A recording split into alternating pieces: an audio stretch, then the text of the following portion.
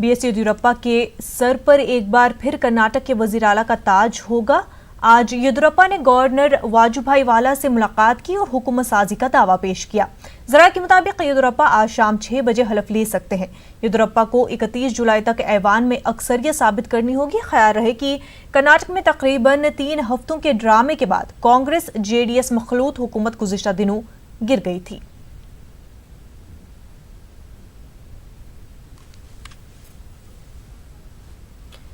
हमारे साथ हमारे नुमाइंदे रऊफ जुड़ चुके हैं। रऊफ, क्या अपडेट है? जी देखिए, कुछ ही देर पहले बीएस येदियुरप्पा ने गवर्नर से मुलाकात की है और हुकूमत साजी का दावा पेश किया है।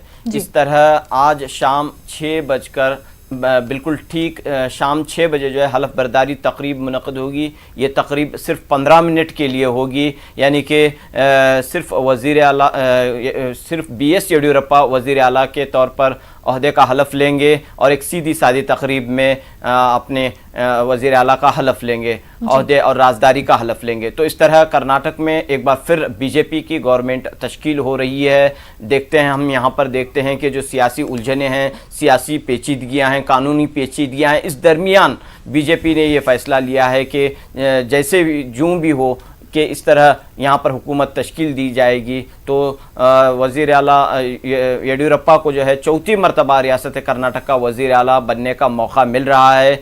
और हम ये देखते हैं कि पिछले जब भी वो वज़ीर आला रहे हैं, उनका जो परेड रहा है सियासी हंगामों से भरपूर रहा है, सियासी उथल पुथल से भरपूर रहा है। एक बार फिर जो है उन्हें एक ऐसे मौके पर वज़ीर आला बनने का मौका मिला है कि जबकि रियासत में जो है सियासी गैर इस्तेहकाम है, किसी पार्टी को जो है अक्सरियत नहीं है। इसके बावजूद जो है वज़ीर आला इसके बावजूद जो है येदियुरप्पा ने जो है ये दावा किया है कि उनके पास अक्सरियत मौजूद है और वो जो है ऐवान में अब भी अक्सरियत साबित कर लेंगे। तो इस तरह येदियुरप्पा ने गवर्नर वाजुभाई वाला से इजाज़त ली है और साथ में पार्टी के आला कमान को भी मनवाया है, यानी अमित शाह और दीगर बड़े लीडरों को भी इस बात को मनवाया है कि वो जो है हुकूमत तश्कील देंगे और अपनी अक्सरियत जो है ऐवान में साबित करेंगे। तो इस लिहाज से एक नई हुकूमत का रियासत कर्नाटक में आगाज़ होने जा रहा है। और हम देखते हैं कि पिछले दिनों में जो भी हंगामा हुआ वो अवाम जानती है कि किस तरह यहाँ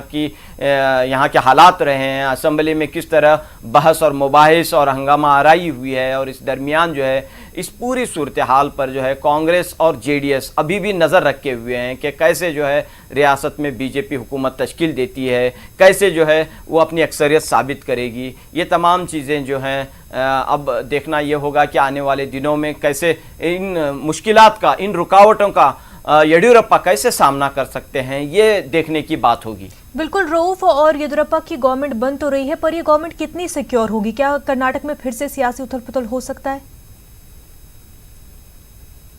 जी देखिए, जैसा कि जो सूरत हाल है वो यही है कि गवर्नमेंट येदियुरप्पा के लिए रास्ता आसान नहीं है, क्योंकि यहाँ पर क्या हुआ है कि जो बागी एमएलएस थे जिन्होंने जो है तहरीक एतमाद में शिरकत नहीं की, इसी वजह से जो है कुमारस्वामी अपना इख्तिदार खो बैठे, अपना एतमाद खो बैठे असम्बली के अंदर।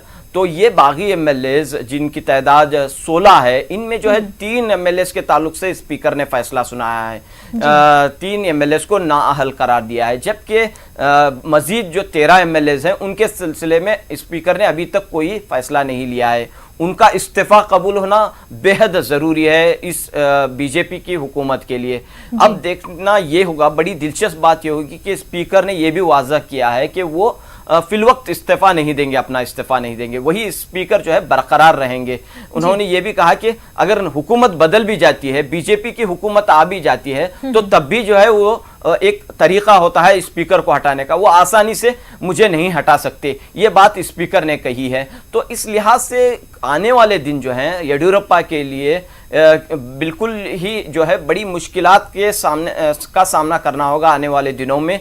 और देखना है होगा कि इस पूरी पेचीदगियों से किस तरह उभर कर येडियुरप्पा सामने आते हैं, किस तरह एक मुस्तहकम हुकूमत रियासत कर्नाटक को देने में कामयाब हो पाते हैं, किस तरह जो है यहाँ की सियासी सूरत हाल जो इस वक्त जो है गैर इस्तेहकाम का है, कानूनी पेचीदगियों का शिकार हुई है। एक जानिब सुप्रीम कोर्ट में मामलात हैं, दूसरी जानिब स्पीकर अपने फैसले पर स्पीकर कह रहे हैं कि वो जो है उन्हें वक्त चाहिए जो बागी एमएलएस के इस्तीफे के सिलसिले में। तो इन पूरी हालात में जो है किस तरह येडियुरप्पा आगे आने वाले दिनों में कदम बढ़ाते हैं, किस तरह अपनी हुकूमत की अक्सरियत साबित करते हैं। फिलवक्त जो हमें ज़राए से जो खबर मिली है कि आज सिर्फ येडियुरप्पा अपने अहदे का हलफ लेंगे।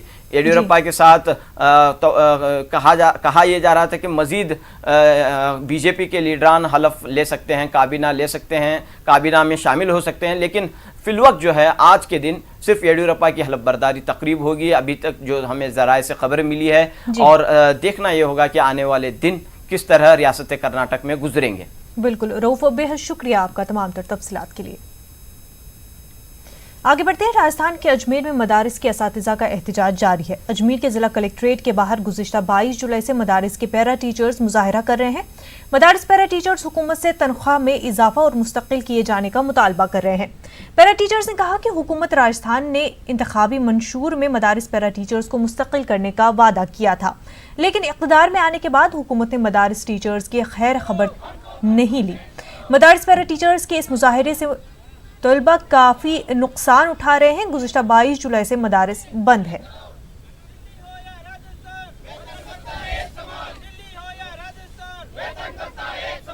जिस प्रकार से केंद्र में भाजपा की सरकार सिर्फ जुमलों पे चल रही है, उसी प्रकार से आज राजस्थान के अंदर भी गहलोत सरकार सिर्फ जुमलों पे चल रही है। जबकि कांग्रेस ने अपने घोषणा पत्र में ये वादा किया था कि हम आते ही सत्ता में आते ही इन पैरा टीचरों को जो है नियमित कर देंगे और इनकी सैलरी बढ़ा देंगे, लेकिन आज तक इन्होंने ना तो इनकी तरफ कोई रुख किया है, ना इनकी कोई सुनने वाला है। आज 22 तारीख से ये धरने पे बैठे हुए हैं और इनकी जायज़ मांगे जो है वो पूरी नहीं की जा रही है।